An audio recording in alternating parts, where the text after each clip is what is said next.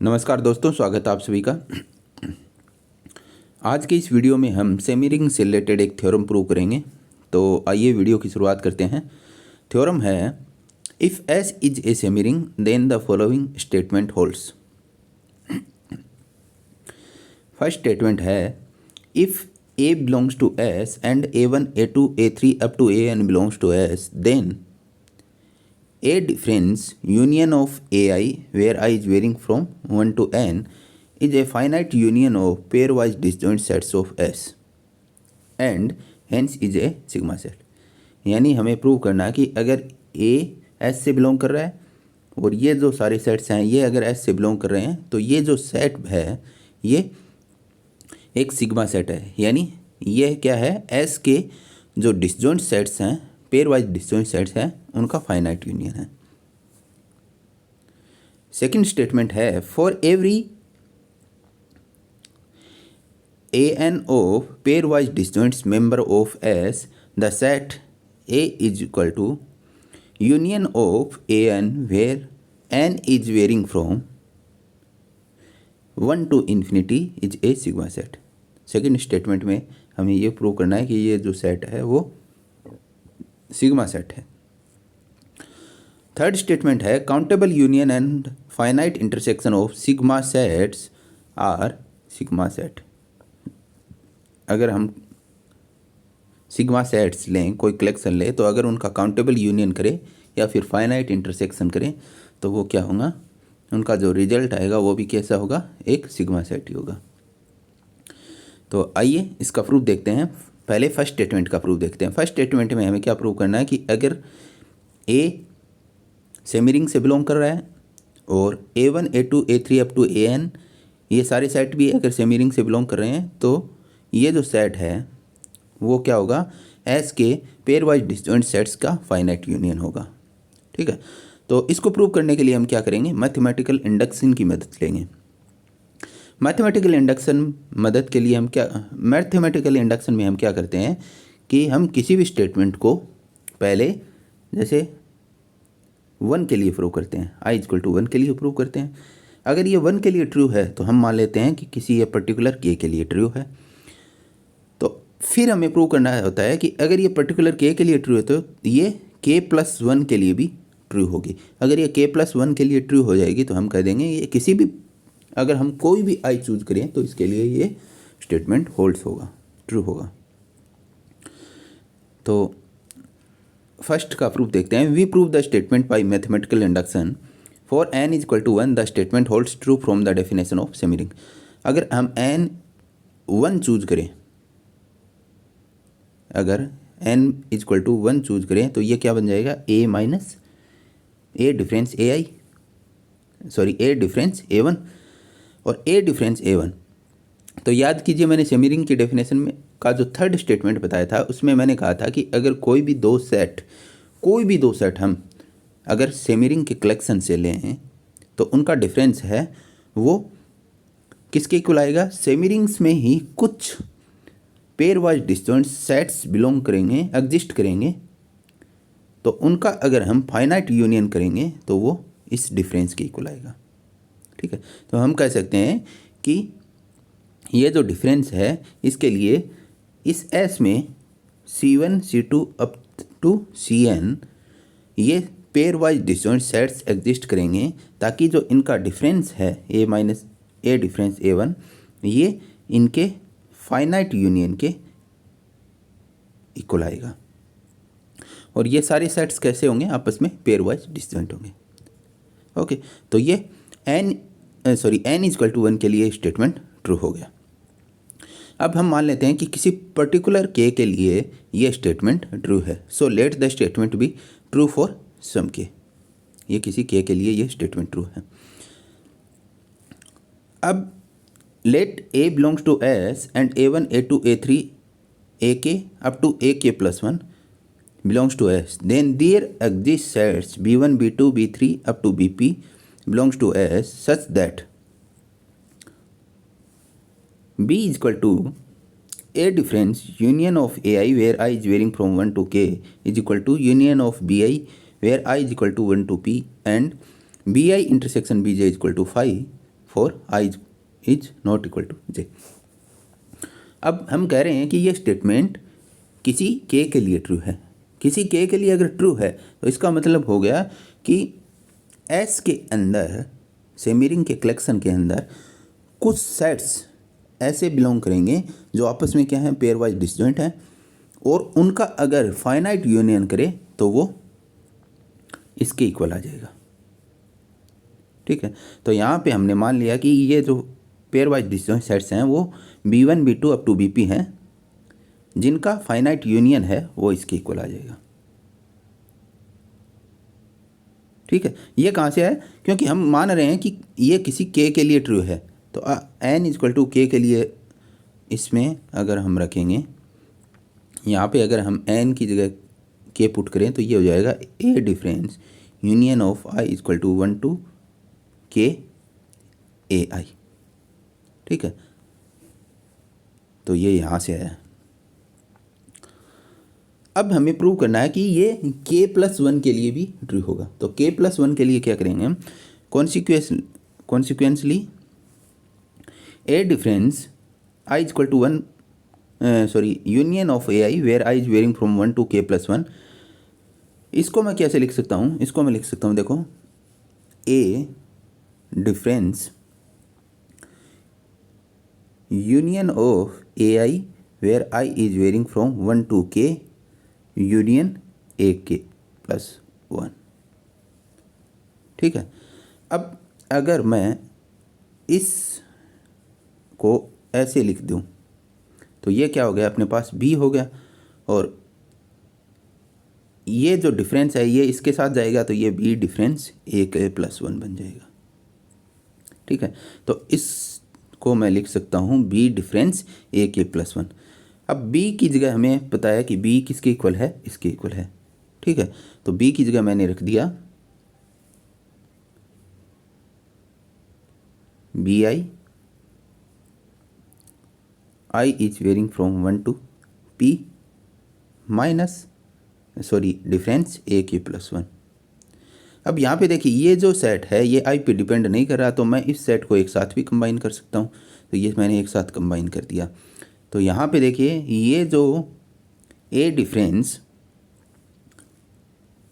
Union of AI where I is varying from 1 to k+1 ये किसके equal आ गया, union of BI difference AK+1। ये एक नया सेट बन गया और उसके फाइनाइट यूनियन के इक्वल आ गया। अब एक चीज़ देखिए, यहाँ पे मैंने बताया कि ये जो B1 B2 up to BP हैं ये आपस में पेयर वाइज डिसजॉइंट हैं।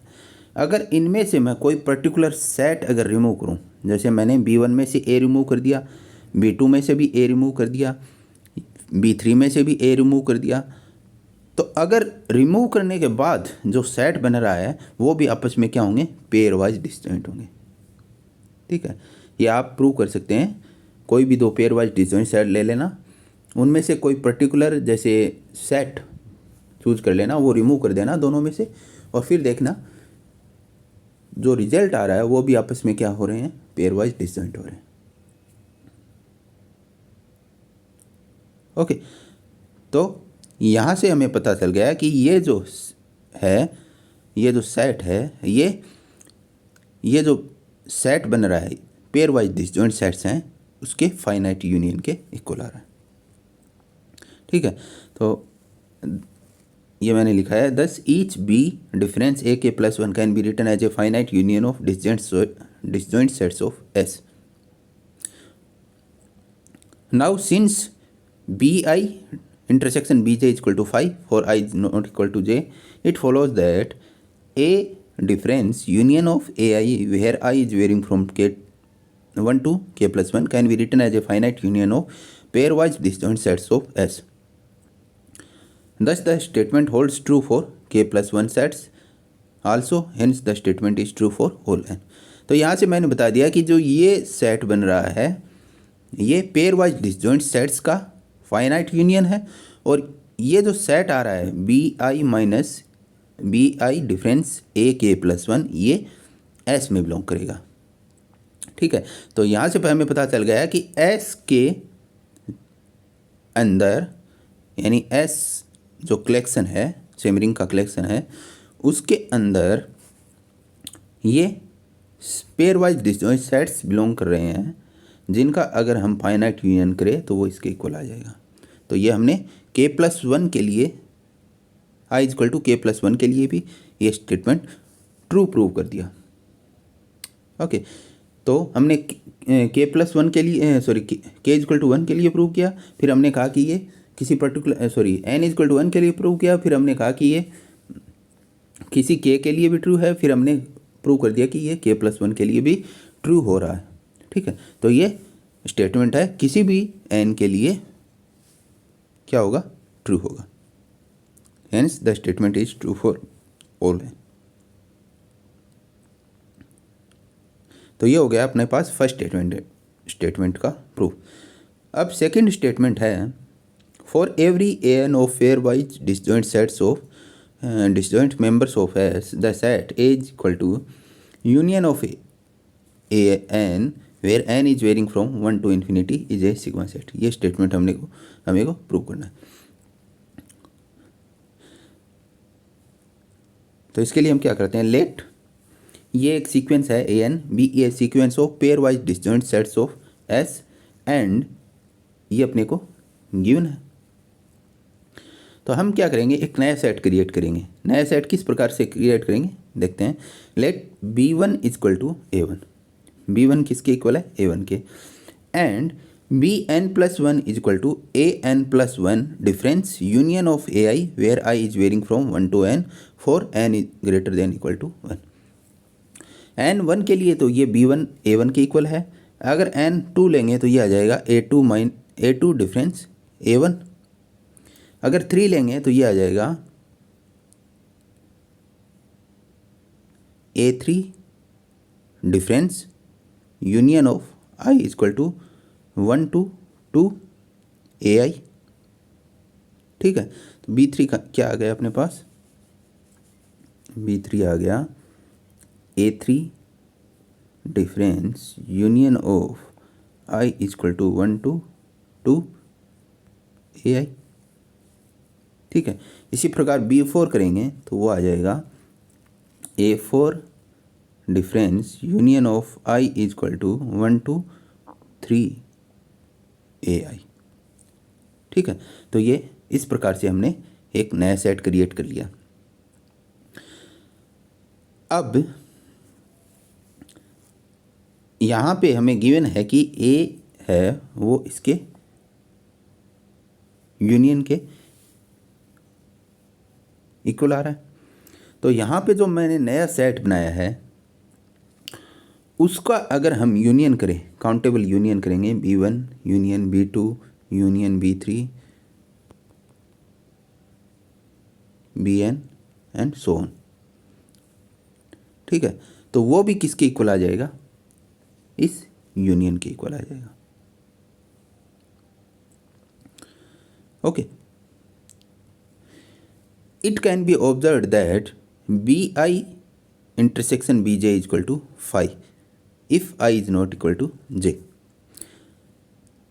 तो अगर i और j इक्वल नहीं है तो ये आपस में क्या है, इनका जो इंटरसेक्शन है वो फाई है। इसका मतलब क्या हो गया कि हमें गिवन तो था कि प्रत्येक ai है वो आपस में पेयर वाइज डिसजॉइंट सेट्स हैं, लेकिन हमने कोई दूसरा सेट क्रिएट किया और वो सेट को इस तरीके से क्रिएट किया कि b1 है a1 के इक्वल और n greater than equal to 1 के लिए ये इस प्रकार से डिफाइन है। ओके, फिर हमने किया कि अगर हम ये जो हमने जो नया सेट क्रिएट किया है अगर उसका हम काउंटेबल यूनियन करें तो वो इस यूनियन के इक्वल आ रहा है। ठीक है, फिर हमने बताया कि ये जो जो हमने b1 b2 up to bn set create किए हैं, ये सेट आपस में क्या है, पेयर वाइज डिसजॉइंट है। ओके, इसको हम देखो ऐसे समझ सकते हैं कि ये हमने R ले लिया, R सेट। अब यहाँ पे a1 है, A2 है, A3 है, A4 है, A5 है, A6 है। अब B1 इसके इक्वल हो गया, B2 किसके इक्वल होगा? B2 होगा A2 intersection A2 difference A1, यानी A2 में से हमें A1 रिमूव कर रहा है, लेकिन A2 और A1 आपस में क्या है? पेयर वाइज डिसजॉइंट है। तो अगर इनका हम डिफरेंस करें तो वो किसके इक्वल आ जाएगा? A2 के इक्वल आ जाएगा। तो B2 वास्तविक में A2 के इक्वल आना है, ठीक है। इसी प्रकार जब हम B3 क्रिएट करेंगे तो B3 क्या आ जाएगा? A3 difference A1 union A2, यानी हमने A1 और A2 का यूनियन किया, उसको B3 में से रिमूव कर रहे हैं, A3 में से रिमूव कर लें। लेकिन A3 क्या है? वो तो A3 और A3 A1 के साथ भी डिसजॉइंट है और A2 के साथ भी डिसजॉइंट है। तो अगर A3 में से इनका यूनियन हम रिमूव करेंगे तो वो किसके इक्वल आ जाएगा? A3 के इक्वल आ जाएगा। तो B3 वास्तविक में A3 के इक्वल ही आएगा। तो यहाँ से अपने को पता चल रहा है कि B1, B2, B3 है वो आपस में क्या है? पेयर वाइज डिसजॉइंट है, और इनका यूनियन करेंगे तो वो किसके इक्वल आना है? इस यूनियन के इक्वल ही आना है। ओके, अब देखिए यहाँ से हमने जो नया सेट क्रिएट किया है वो कैसा हो गया? एक सिग्मा सेट हो गया। किसके हिसाब से? फर्स्ट स्टेटमेंट के हिसाब से, ठीक है। ये मैंने प्रूव किया था फर्स्ट स्टेटमेंट में कि ये जो डिफरेंस आ रहा है, ये जो हमने डिफरेंस क्रिएट करके जो सेट बनाया है, ये set pair wise disjoint sets of S के पेयर वाइज डिसजॉइंट सेट्स का फाइनाइट यूनियन होगा, ठीक है। तो ये मैंने जो फर्स्ट स्टेटमेंट है, भी इस थ्योरम का फर्स्ट स्टेटमेंट प्रूव किया है, उसके हिसाब से क्या हो गया? एक सिग्मा सेट हो गया। तो यहाँ से हमें पता चल गया है कि जो प्रत्येक BI है वो कैसा है? एक सिग्मा सेट है, ठीक है। तो उनका अगर यूनियन करेंगे तो वो भी कैसे आ जाएगा? एक सिग्मा सेट आ जाएगा, ठीक है। तो ये अपने पास आ गया 10 by statement each BI is a sigma set and so A is a sigma set.